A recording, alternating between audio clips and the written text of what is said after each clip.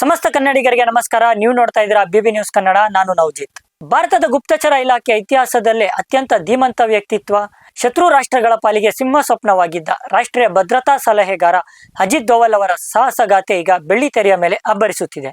ಹೌದು, ಬಹುನಿರೀಕ್ಷಿತ ದುರಂಧರ್ ಚಿತ್ರ ಬಿಡುಗಡೆಯಾಗಿ ಬಾಕ್ಸ್ ಆಫೀಸ್ ನಲ್ಲಿ ಹೊಸ ದಾಖಲೆ ಬರೆಯುತ್ತಿದೆ.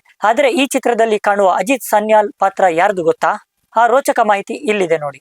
ಬಾಲಿವುಡ್ ಸ್ಟಾರ್ ನಟ ರಣವೀರ್ ಸಿಂಗ್ ಮತ್ತು ಆರ್ ಮಾಧವನ್ ಮುಖ್ಯ ಭೂಮಿಕೆಯಲ್ಲಿರುವ ದುರಂಧರ್ ಚಿತ್ರ ಕೇವಲ ಆಕ್ಷನ್ ಸಿನಿಮಾವಲ್ಲ, ಇದು ಭಾರತದ ಭದ್ರತಾ ಇತಿಹಾಸದ ಕರಾಳ ಮತ್ತು ಶೌರ್ಯದ ಪುಟಗಳನ್ನು ತೆರೆದಿಡುತ್ತಿದೆ. ಚಿತ್ರದಲ್ಲಿ ನಟ ಆರ್ ಮಾಧವನ್ ಅವರ ಲುಕ್ ನೋಡಿದ ಪ್ರೇಕ್ಷಕರು ಬೆರಗಾಗಿದ್ದಾರೆ. ಇವರು ನಿರ್ವಹಿಸಿರುವ ಅಜಿತ್ ಸಾನ್ಯಾಲ್ ಎಂಬ ಗುಪ್ತಚರ ಇಲಾಖೆಯ ಮುಖ್ಯಸ್ಥನ ಪಾತ್ರ ಅಕ್ಷರಶಃ ನಮ್ಮ ದೇಶದ ಹೆಮ್ಮೆಯ NSA ಅಜಿತ್ ದೋವಲ್ ಅವರ ಪ್ರತಿರೂಪದಂತಿದೆ. ಸಿನಿಮಾದಲ್ಲಿ 1999ರ ಕಂದಹಾರ್ ವಿಮಾನ ಅಪಹರಣದ ರೋಚಕ ಸನ್ನಿವೇಶಗಳನ್ನು ಕಣ್ಣಿಗೆ ಕಟ್ಟುವಂತೆ ಚಿತ್ರಿಸಲಾಗಿದೆ.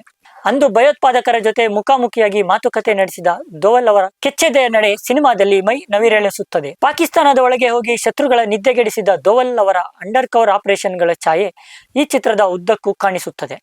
ಇನ್ನು ಚಿತ್ರದಲ್ಲಿ ರಣವೀರ್ ಸಿಂಗ್ ಅವರು ಹಾಂಜಲಿ ಮಜಾರಿ ಎಂಬ ಬೇಹುಗಾರನ ಪಾತ್ರದಲ್ಲಿ ಅಬ್ಬರಿಸಿದ್ದಾರೆ. ಇದು ಹುತಾತ್ಮ ಮೇಜರ್ ಮೋಹಿತ್ ಶರ್ಮಾ ಅವರ ಜೀವನದಿಂದ ಸ್ಫೂರ್ತಿ ಪಡೆದಿದೆ ಎನ್ನಲಾಗುತ್ತಿದೆ.